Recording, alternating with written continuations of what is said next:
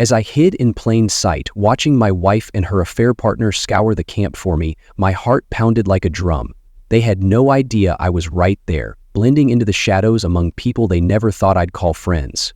Their voices carried anger, desperation, and guilt, but I remained calm, knowing this moment was my chance to reclaim my life. It was surreal to see them searching for someone they'd discarded like yesterday's news. And yet, here I was, invisible but not defeated. But before we dive into the full story, let me know where you're watching this from in the comments below. And if you enjoy gripping tales like this one, don't forget to subscribe and hit the notification bell so you never miss a story. Robert opened his eyes, his vision blurry, heart pounding. For a moment, he thought he was still dreaming.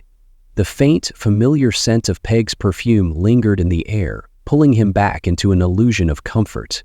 His arm, which moments ago had embraced her in his dream, now lay stiff and heavy, encased in bandages.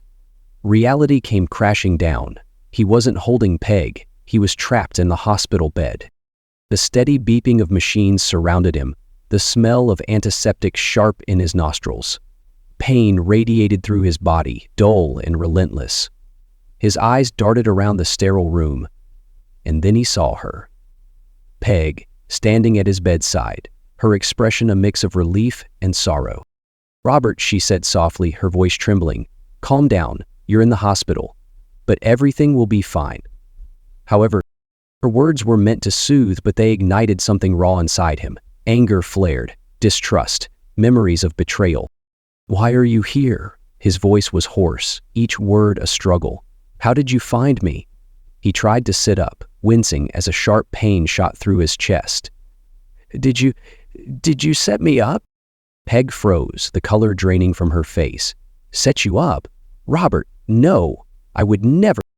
"Don't lie to me." His words were louder now, filled with the bitterness of years of suspicion and pain. "How else would you know I was here? You're the reason I'm in this mess, aren't you?" "Robert, stop." Peg's eyes glistened with tears. "You've been hurt. Badly. Some men attacked you, but the doctors say you'll recover." He stared at her, his breathing uneven. Her presence stirred conflicting emotions: love, betrayal, longing, and rage. He wanted to believe her, but the past wouldn't let him. She stepped closer, her hand brushing his arm. "I'm here because I still care about you. I never stopped." "Then why does it feel like you've already moved on?" His voice cracked, the weight of 7 years of doubt pressing down on him. Peg blinked, tears falling. "We'll talk about everything, I promise. But for now you need to rest." As she left the room, Robert's chest tightened. The scent of her perfume lingered, a haunting reminder of what they'd lost. The pain in his body was nothing compared to the wounds in his heart. Robert lay motionless on the hospital bed, his mind drifting between the hum of machines and the sharp ache in his body. He closed his eyes, and the memories of that fateful day 7 years ago flooded back, unbidden and vivid. It had been a clear morning, the kind Robert usually loved. The sky was a serene blue, but his thoughts were clouded with unease. He had started noticing changes between Peg and Charlie, subtle glances, lingering conversations, moments when Charlie showed up unannounced at their house. At first, he dismissed it as paranoia, but the feeling grew insistent, gnawing at him. "What?" That morning, he suggested they go for a bike ride together, a pastime they had always enjoyed. Peg hesitated, and then Charlie chimed in. "You go ahead, buddy. We'll catch up later." The words stung more than they should have. Peg had smiled faintly, her hand brushing his arm in reassurance, but it felt hollow. As Robert pedaled out of their driveway, he glanced back, half hoping Peg would call out to him, saying she'd changed her mind. But the door remained shut. His heart was heavy, the joy of the ride diminished by a creeping sense of betrayal. In the present, Robert's fingers twitched against the hospital sheet. The memory of that ride still burned in his chest. He took a shaky breath, the scent of antiseptic sharp and grounding, and let his mind drift again. A few miles out of town, Robert had settled into a rhythm, the familiar motion of pedaling calming him. The morning air was cool, the countryside quiet except for the occasional rustle of leaves. He pushed thoughts of Peg and Charlie aside, focusing instead on the open road. Then it happened. The roar of an engine behind him shattered the stillness. Before he could turn, a jarring impact struck him from behind. The side mirror of a blue pickup truck clipped him hard, sending him careening off the road. His helmet cracked against a wooden post as his bike crumpled beneath him. Pain exploded in his skull, and darkness closed in. The sound of the heart monitor beeped steadily in the hospital room. Robert flinched, his hand instinctively moving to the side of his head where the metal plate had been implanted after the accident. He exhaled slowly, but the memories wouldn't relent. When Robert woke up, his vision was blurry, his body immobilized. The hospital room was cold, sterile, unfamiliar. For days he drifted in and out of consciousness, catching snippets of hushed voices, doctors' reassurances, and Peg's tearful words. But it wasn't Peg who finally stirred him to clarity. It was Pedro. Pedro, Charlie's right-hand man, appeared one afternoon, his face pale but determined. "Senor Stevens," he whispered, pulling up a chair by Robert's bed. "I need to talk to you." Adjusting to Robert's circumstances, he began to talk about the previous night's events. Robert's throat was dry, his voice barely audible. What happened?" Pedro leaned in, his voice low and urgent. "Pedro and Peg, they wanted you gone. They've been planning this for months. I couldn't let them go through with it. That's why I'm here, to help you escape." Robert's heart twisted. Peg wouldn't. She wouldn't do that. Pedro sighed, his eyes dark with something Robert couldn't decipher. Regret, fear, or both? "She already has.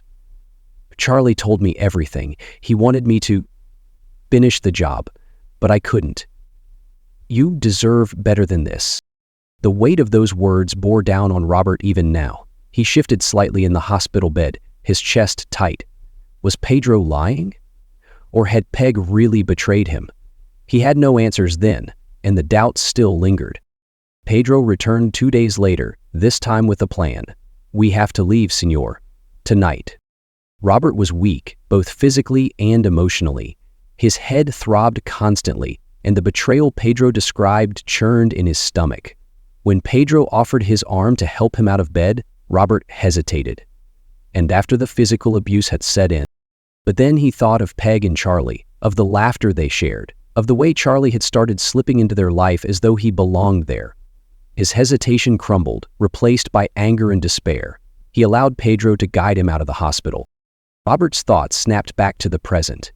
He could almost feel Pedro's grip on his arm as they slipped into a beat-up car and drove for hours. Pedro had spoken little during the journey, but his final words remained seared in Robert's memory. "I'll leave you here with enough to survive," Pedro said as he stopped near an underpass where a homeless camp sprawled. "The rest is up to you." Pedro handed Robert a debit card and a scrap of paper with a PIN code. "There's money on this card. Use it wisely." Then Pedro drove off, leaving Robert to fend for himself among strangers. The noise and chaos of the camp were overwhelming. He felt lost, betrayed, and utterly alone. Back in the hospital room, Robert opened his eyes again, staring at the ceiling. The years of pain and isolation had hardened him, but they hadn't erased the ache of betrayal. Peg's tearful face from earlier floated in his mind. Could she have really been part of it, or had he been wrong all along? The questions gnawed at him, unresolved, as the sound of approaching footsteps signaled someone entering the room. Jack stepped closer and frowned. The hum of life under the overpass was both chaotic and monotonous, a strange mix of despair and resilience. When Robert first arrived at the camp, dazed and disheveled, he felt like an outsider in every sense. The noise of arguments, the shuffle of scavenged carts, and the smell of unwashed bodies were overwhelming. But he had no other choice. Here, he was no longer Robert Stevens, the executive with a polished life. He was simply Bobby, a man starting from nothing. At first, he kept to himself, observing the loose hierarchy of the camp. People came and went, driven by hunger, desperation, or the law's relentless pursuit. Over time, however, he began to carve out a place for himself. With the debit card Pedro had left him, Bobby found a small measure of stability. The money reappeared like clockwork every time it dwindled to $200. And though he questioned its source, He learned not to squander it. Instead, he used it to help others, paying for food, medicine, or even bail for camp members who found themselves in trouble. This generosity didn't go unnoticed. The people of the camp started calling him the mayor, a title both affectionate and respectful. He didn't seek the role, but it gave him purpose. He mediated disputes, offered advice, and shared what little he had. Bobby, once a man consumed by bitterness, began to find solace in the small acts of kindness that rippled through the camp. It was during one of those days, while helping patch a torn tent, that he met Mary. She was different. Her dark eyes darted nervously, and her words were often disjointed, but there was an intelligence behind them that intrigued him. Over time, she confided in him about her struggles with schizophrenia, the voices that haunted her, and the life she'd lost. Bobby saw in Mary a reflection of his own fractured self, and their bond deepened. He became her protector, ensuring she took her medication and had a safe place to sleep. In turn, Mary became his confidant, someone who understood the weight of his past without asking too many questions. Years passed in this fragile harmony. Though the pain of Peg's perceived betrayal still lingered, Bobby found himself tethered to a new kind of life, one where trust and community, however flawed, kept him grounded. Yet, in the quiet moments under the bridge, he couldn't escape the nagging thought. What had become of the world he left behind? Peg's life after Robert's disappearance was a blur of sleepless nights and relentless days. Every morning began with the same question: "Where are you, Robert?" The absence of answers gnawed at her, even as she forced herself to stay strong for their daughters, Lisa and Laura. Juggling the roles of breadwinner and caregiver was exhausting. Her once vibrant laughter faded, replaced by the mechanical rhythm of work, school pickups, and late-night tears. At first, she held out hope. She filed missing persons reports, put up flyers, and followed every lead, no matter how tenuous. But as months turned to years, that hope dwindled. Friends and family urged her to move on, to accept the unthinkable. "You have to think about the girls," they said, and she hated them for being right. Charlie was always there, hovering like a shadow. At first, his presence felt like a lifeline. He was Robert's best friend after all, and the girls adored their Uncle Charlie. He attended their school events, fixed the leaky faucet, and brought laughter back into their home. Something Peg hadn't realized she missed until it returned. His charm was persistent, his support unwavering. Bryce's back came leap. Peg resisted at first, clinging to her loyalty to Robert. But Charlie's insistence wore her down. "Robert's gone," he said one evening, his voice low and persuasive. "You deserve to be happy again." Her defenses crumbled, and in a moment of weakness, she let him in, not just into her home, but into her heart, or at least the part of it that wasn't still grieving Robert. Meanwhile, under the bridge, Mary observed Bobby's quiet leadership and kindness. "You're not like the others here," she told him one day. "You've lost everything, but you still give." Her words struck a chord, reminding Robert that even in despair, he could choose compassion. The contrast between Peg's struggles and Robert's growth highlighted their shared resilience, but also the chasm that had formed between their lives. Yet somewhere in her heart, Peg still whispered a silent apology to the man she had never stopped loving. Under the dim light of the campfire, Robert, now known as Bobby the Mayor, stood tall, his face weathered but resolute. Around him, the hum of conversations mixed with the crackle of flames. The people of the camp looked to him not just for guidance, but for hope. Yet, as he handed out bread he'd bought with the mysterious funds from his debit card, his thoughts were elsewhere, on Peg and Charlie. The betrayal was an open wound, one he carried like a scar on his soul. In his mind, it was as clear as the fire before him. Peg and Charlie had conspired to be rid of him, leaving him to rot in obscurity while they built a life together. The memory of Pedro's words haunted him. "Charlie and Peg wanted you gone. I couldn't let them do it." It didn't matter that the details were murky, the conclusion seemed undeniable. Yet Mary, sitting quietly by his side, saw the man beneath the bitterness. She had watched him lift the camp's spirits, settle disputes, and give selflessly, even when he had little to give. "You're a good man, Bobby," she said, her voice breaking through his brooding silence. "You didn't let what they did to you turn you into one of them." Her words were a balm, though he wouldn't admit it. He glanced at her, the light catching her sharp yet kind features. "I'm just doing what anyone would," he replied gruffly. Mary shook her head. "No, most people wouldn't. That's why they call you the mayor." Miles away, Peg stood in her kitchen, hands trembling as she sorted through a pile of bills. The house felt emptier than ever, even with Lisa and Laura chattering in the next room. She had done her best, or so she told herself, every single day, working long hours, making sure the girls never felt the weight of their father's absence. It was exhausting. But at night the doubts crept in. Could she have looked harder for Robert? Had she given up too soon? And then there was Charlie, always there, always ready to fill the void Robert had left. He'd been her rock when she needed one, her confidant when she felt like breaking. She believed in his kindness, his unwavering support. She didn't see the cracks in his mask.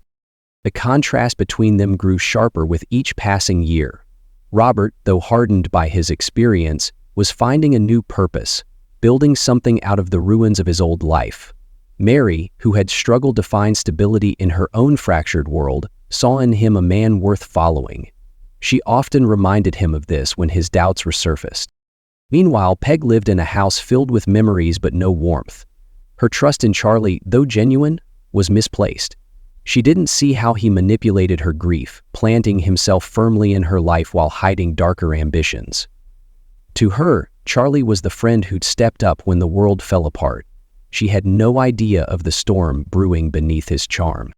One night, as Bobby sat by the fire, Mary handed him a cup of tea she'd managed to scrounge. "Do you think you'll ever go back?" she asked, her voice careful. "To what?" he replied, staring into the flames. "To a woman who betrayed me? To a house that's no longer mine? Consciously or unconsciously, everything has felt differently." Mary didn't flinch. "Maybe, to find out if you're wrong."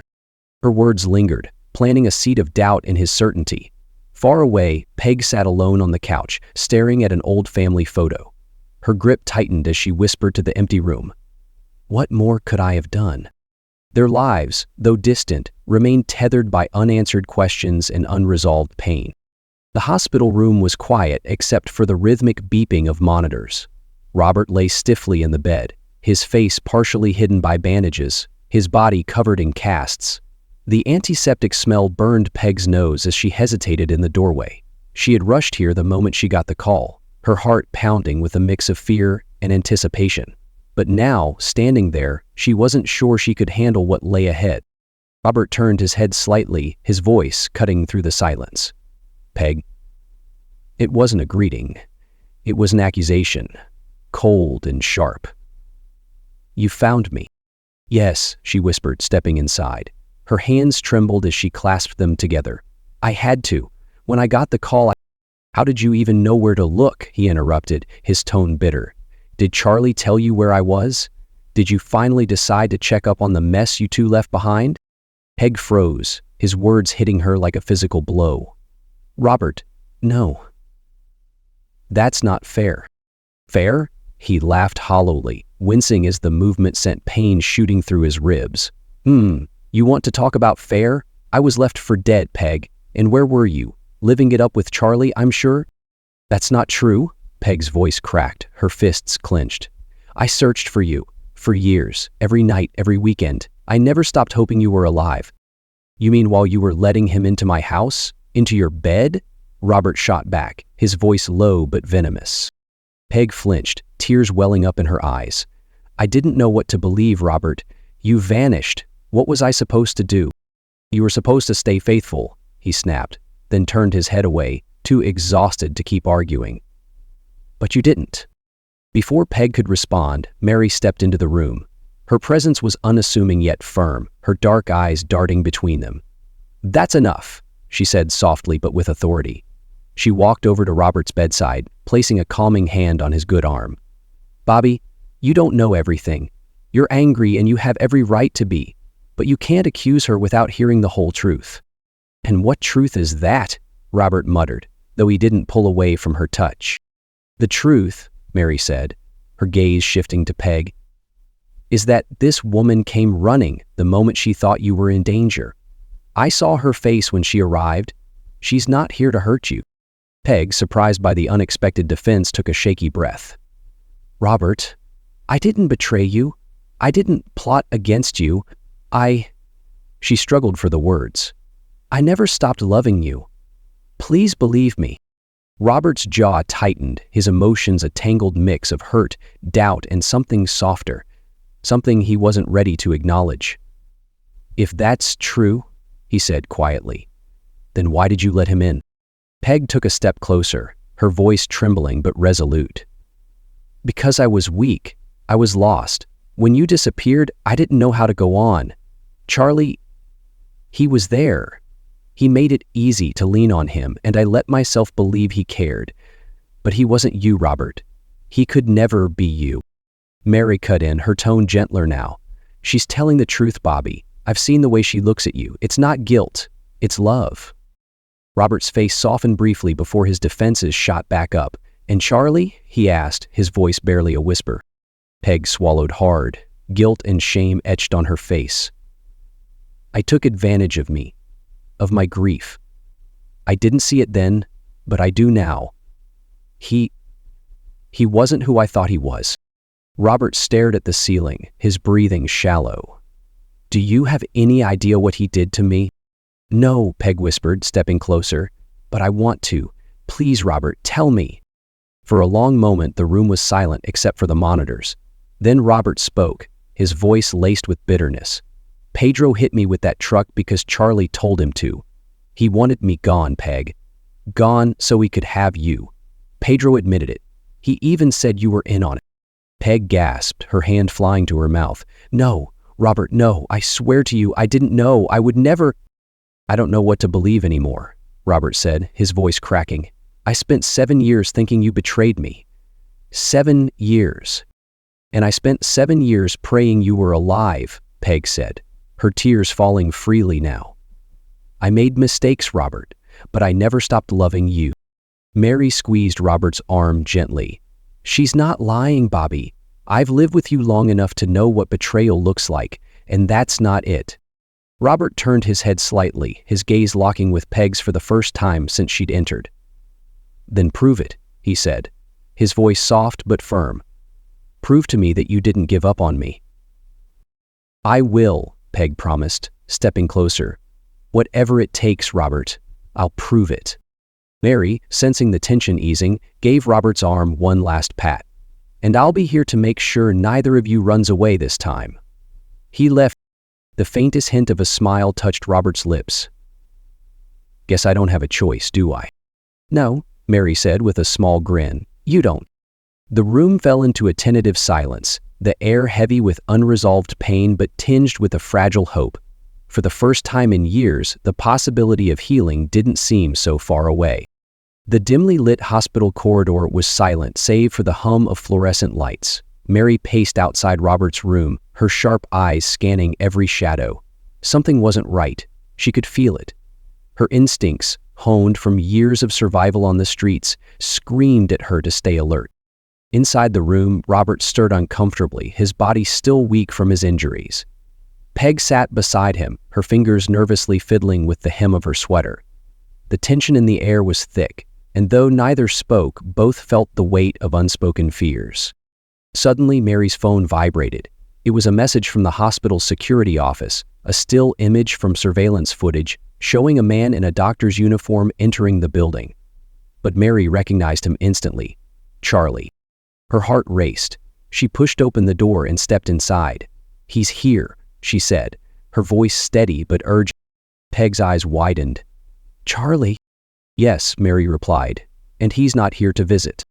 Minutes later, the tension snapped like a taut wire. The door to the room burst open and Charlie stormed in, his face twisted with a mix of desperation and fury. He held a syringe in one hand, the needle glinting ominously in the harsh light. "Get out of my way, Mary," Charlie snarled, his eyes darting toward Robert. "This doesn't concern you." Mary stepped forward, her small frame unyielding.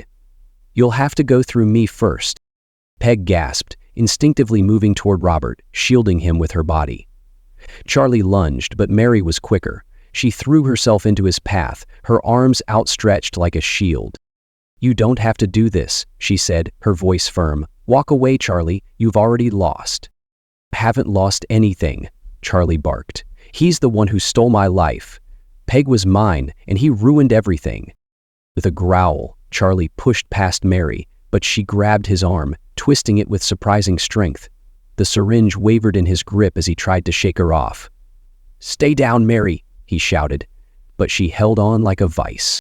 The commotion brought a security guard rushing into the room, but before he could intervene, Charlie managed to free his arm. He turned toward Robert, the syringe aimed like a weapon.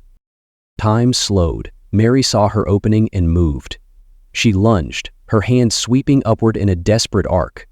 The knife she'd kept hidden flashed through the air, slicing through fabric and into Charlie's thigh. He screamed, staggering back, his grip on the syringe tightening reflexively.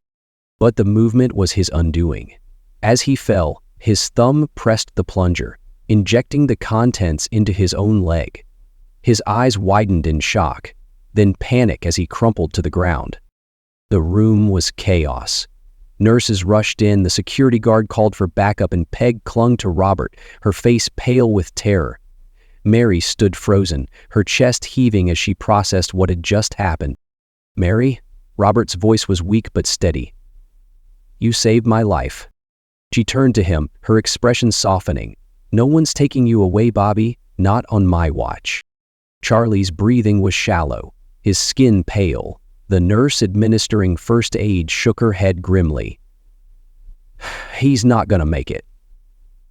Slowly, he began to calm down. The security guard helped Mary to a chair, handing her a cup of water. "That was brave," he said. "Stupid, but brave." "Damn." She managed a small, shaky smile. "I wasn't about to let him hurt Bobby." An hour later, the room was calm again. Charlie's body had been removed, the mess cleaned, and the police had taken statements from everyone present.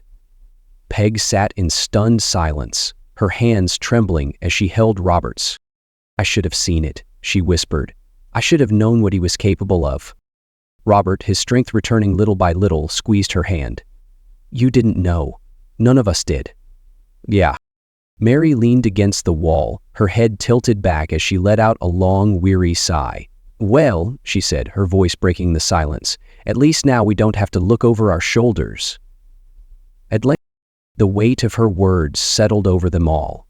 Relief mingled with exhaustion, the reality of their narrow escape sinking in. Robert turned his head toward Mary.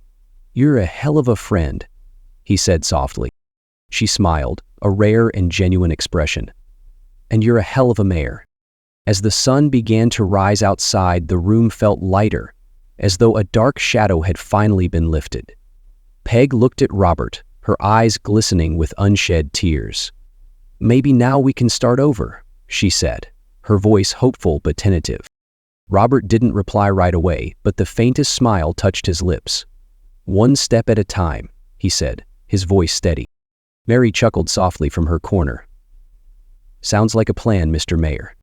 For the first time in years, they all felt a sense of peace. The threat was gone, and though the road ahead would be long and uncertain, they were alive to face it, together. The morning light spilled through the hospital blinds, casting a warm glow over the room. Robert, sitting upright with the help of a mechanical bed, glanced at Peg. She sat across from him, her hands clasped tightly, as if holding on to her words before they spilled out. The air was heavy with unspoken thoughts, but also a faint sense of calm, as though the worst of the storm had passed. "Peg," Robert began, his voice soft but firm. "We've both been through hell, and we've both made mistakes." Peg looked up, her eyes filled with emotion. "I know, Robert, and I don't expect forgiveness overnight. But I'll wait, for as long as it takes." A faint smile tugged at the corner of Robert's lips. "You've always been stubborn," he said. "But I mean it. If we're going to try this, we need to start fresh. No pretending everything's fine. No jumping back to what we were. We start as friends. Time will tell the rest." Peg nodded, her throat tight with emotion. "We'll take it one day at a time." 2 days later, as Robert prepared for his discharge, Mary stood by the window, her arms crossed and her expression unreadable. Peg had extended an invitation for her to come to Ohio, but Mary had yet to respond. The thought of leaving the camp, the only home she had known for years, made her stomach churn. "Mary," Robert called softly, his voice breaking her thoughts. She turned to see him looking at her with the same steady gaze that had earned him the respect of everyone in the camp. "What's holding you back?" Mary shrugged, though her voice wavered. "I don't know if I belong there. I'm used to this life. The noise, the chaos, it's what I know." Robert shook his head. "You belong with us. You've been my anchor through all of this. I don't think I'd even be alive if it weren't for you. Peg and the girls want you there. I want you there." Mary hesitated, glancing out the window. "What if I mess it up?" "You won't," Peg said from the doorway, her voice kind but resolute. "You've already done so much for Robert, for all of us. Let us be there for you this time." Everford yawned, stretching a little, and sat back. For the first time, Mary let herself smile. "All right," she said quietly, "but I'm not making any promises about fitting in." Robert chuckled. "You'll fit in just fine." The journey back to Ohio was bittersweet. The flight was uneventful, but the emotions ran high. Lisa and Laura, who had flown ahead to prepare the house, greeted their father with tearful hugs. Robert's smile was warm but restrained, as though he were still testing the waters of being home. As they settled in, the dynamic was both familiar and new. Robert insisted on staying in the guest room, a clear boundary that Peg respected but found painful. Mary, too, had her own space, though she spent much of her time helping Robert adjust to life off the streets. One evening, as the family sat down for dinner, Mary caught Peg watching Robert with a quiet, wistful expression. She leaned over and whispered, "He'll come around. Just give him time." Peg nodded, her voice steady. "I know. I just hope he believes how much I love him." Later that night, Robert and Peg found themselves alone in the living room. The house was quiet, save for the soft hum of the heater. Peg handed Robert a cup of tea, sitting down beside him. "You know," he said after a long silence, "this house feels strange now, like it's not mine anymore." "It's always been yours, Robert," Peg replied, her voice barely above a whisper. "Even when you weren't here, it was still your home." He looked at her, his eyes filled with a mix of gratitude and sorrow. "It's gonna take me a while, Peg, to feel like I belong here again, to feel like I can be the husband and father you all deserve." Peg reached out and gently touched his hand. "We'll wait, however long it takes." It was a long time. Robert didn't pull away, but he didn't move closer either. "Thank you," he said simply. Robert peeked over the edge of the cliff and watched the town suspended. As weeks turned into months, the family found a new rhythm. Robert began physical therapy, his strength returning little by little. Mary accompanied him to appointments, offering her quiet support. Peg, meanwhile, focused on rebuilding trust, not just with Robert, but within herself.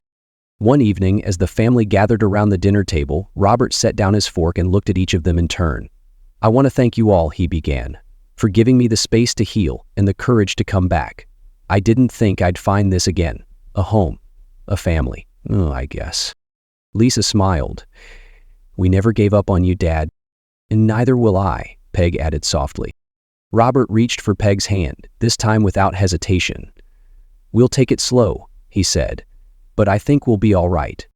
As the table filled with laughter and stories, a sense of warmth settled over them. The scars of the past remained, but so did the promise of a new beginning. Together, they would navigate the road ahead, one step at a time. The morning air in Ohio carried a crispness that Robert hadn't felt in years. He stood on the porch of his home, gazing out at the well-kept yard. In his hand, he held a cane, not for show but for balance, a reminder of the physical toll the past 7 years had taken. Yet there was strength in the way he stood, a quiet resilience that hinted at the man he was becoming.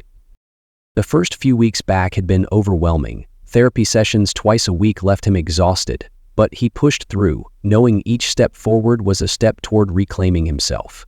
His therapist, Dr. Maddox, was both firm and compassionate. "You've carried this weight for too long," she had told him in their first session. "It's time to let some of it go." Letting go wasn't easy, but Robert was learning. He'd started journaling, a practice Dr. Maddox had suggested, and found himself writing not just about his pain, but also about his hopes. One entry stood out. "I'm still here. Despite everything, I'm still here. And maybe, just maybe, that's enough." After the wedding dress arrived, John stopped by the wedding dresser, allowed John to click the prices table labeled tailored/makers. Inside the house, Mary was adjusting in her own way. The structure and stability of life with the family were unfamiliar but comforting.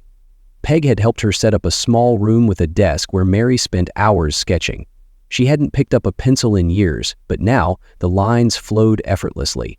One day, Peg entered the room, marveling at a detailed drawing of a bridge.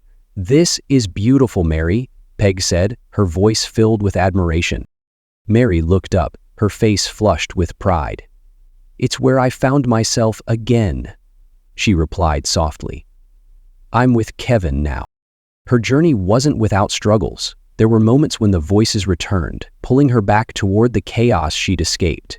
But this time, she wasn't alone.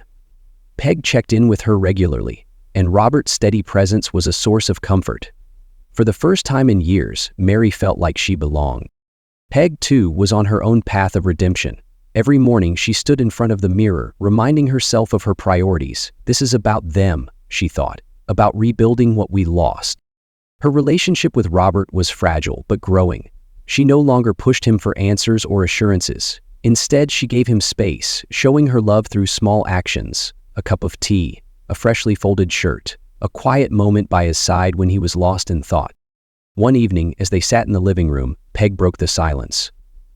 "I've made mistakes, Robert, but I want you to know, I'm here for you, for the girls, for all of us." Robert turned to her, his eyes reflecting both gratitude and caution. "I know," he said simply, "and I appreciate it." So Cook went away glad. For Peg, it was enough. The trip back to the homeless camp marked a turning point for them all. Robert had insisted on going, despite Peg's concerns. "I need to do this," he had said, "for them and for me." When they arrived, the camp was quieter than he remembered, but the sense of community remained. Speedy greeted him with a wide grin, though his eyes were heavy with sadness at the thought of Robert leaving for good. "You're the mayor, Bobby, always have been," Speedy said. Robert shook his head, placing a hand on Speedy's shoulder. "Not anymore. That's your job now." From his pocket, Robert pulled out the worn debit card that had sustained him for so many years. He placed it firmly in Speedy's hand. "Take care of them," he said, his voice steady. "Make sure no one gets left behind." Speedy's eyes filled with emotion. "I will," he promised. As Robert stepped away, he glanced back one last time. The sight of Speedy holding the card, surrounded by familiar faces, gave him a sense of closure. It wasn't just about leaving Paula, it was about entrusting others to continue what he'd started. Back at home, Robert stood at the kitchen counter, watching as Mary and Peg prepared dinner together. The sounds of laughter and clinking dishes filled the room, a symphony of normalcy that he hadn't realized he missed. Lisa and Laura joined them, their voices animated as they shared stories about school. Robert leaned on his cane, a small smile playing on his lips. "I think we're gonna be okay," he said softly, more to himself than anyone else. "Ugh." Peg turned, catching his words. "We will," she said with quiet certainty. That night, as he lay in bed, Robert wrote a single line in his journal. "Hope isn't a guarantee, it's a choice, and today, I choose it." The light from the bedside lamp cast a warm glow over the page. For the first time in years, Robert felt like he was truly home, not just in a house, but in himself. It was a beginning, not an end, and that was more than enough. The evening sunlight streamed through the windows of the family home in Ohio, casting a warm glow across the living room. The house felt alive again, filled with the sounds of laughter and clinking plates as Peg, Lisa, and Laura busied themselves setting the table for dinner. The faint hum of music played in the background, a melody that seemed to echo the bittersweet harmony of their lives. It was a time Lisa recalled and the Lauras, setting the table for dinner. Robert sat in his chair near the window, his cane leaning against the armrest. He watched his daughters move with an ease and lightness that he hadn't seen in years. His chest tightened, not with pain, but with the overwhelming realization of what he had missed, and what he still had. Laura approached him holding 2 glasses of iced tea. She handed one to him, smiling warmly. "It's good to have you back, Dad," she said, her voice tinged with emotion. Robert accepted the glass, his fingers brushing hers. "It's good to be home," he replied. "Let's see what the future holds." Cross-examined? Lisa joined them, settling onto the arm of Robert's chair. "We missed you, you know," she said. "Every day." Robert looked at both of his daughters, his gaze steady but soft. "I missed you too. More than you'll ever know." The dinner table was a portrait of togetherness. Peg had outdone herself with a spread of comfort food: roast chicken, mashed potatoes, and freshly baked rolls. As they ate, stories flowed freely. Laura recounted a funny mishap at school, while Lisa teased her sister about her dramatic reactions. Peg chimed in occasionally, her laughter genuine, though her glances at Robert were filled with a quiet hope. Mary, sitting at the far end of the table, observed the scene with a mixture of joy and trepidation. She felt like an outsider in moments like these, but when Lisa passed her the bread basket with a smile, Mary knew she was part of something special. Robert raised his glass, the movement deliberate as he steadied himself. "To all of you," he said, his voice filled with gratitude, "for giving me a second chance." "To second chances," Peg echoed, her eyes glistening with unshed tears. After dinner, the family gathered in the living room. Laura brought out a photo album, the pages worn but treasured. They flipped through images of happier times, Robert marveling at how much his daughters had grown. Peg sat beside him, occasionally pointing out a story behind the photos. Mary watched quietly, smiling when the girls shared a particularly funny memory. As the night wound down, Robert found himself standing in the hallway, staring at the small table near the front door. On it sat a bowl where the family kept their keys, and, resting on top, the debit card he had given to Speedy. It was a symbol of continuity, a reminder that his life had bridged 2 worlds. He'd left the card behind, but the lessons and resilience it represented stayed with him. Peg appeared beside him, her steps hesitant. "Do you think you'll ever go back to visit?" she asked softly. Robert turned to her, his expression thoughtful. "Maybe," he said. "But I don't think I'll ever really leave what I've learned behind." Later, as he lay in bed, the house quiet around him, Robert reflected on the journey that had brought him here. The betrayals, the pain, the loss, they were all part of his story, but they didn't define him. What defined him was the choice to heal, to rebuild, and to find hope again. The night deepened, and Robert drifted off, his mind at ease. The family, scarred but united, had begun a new chapter. One where forgiveness and resilience paved the way for something stronger than the wounds they had endured. And perhaps that was all they needed.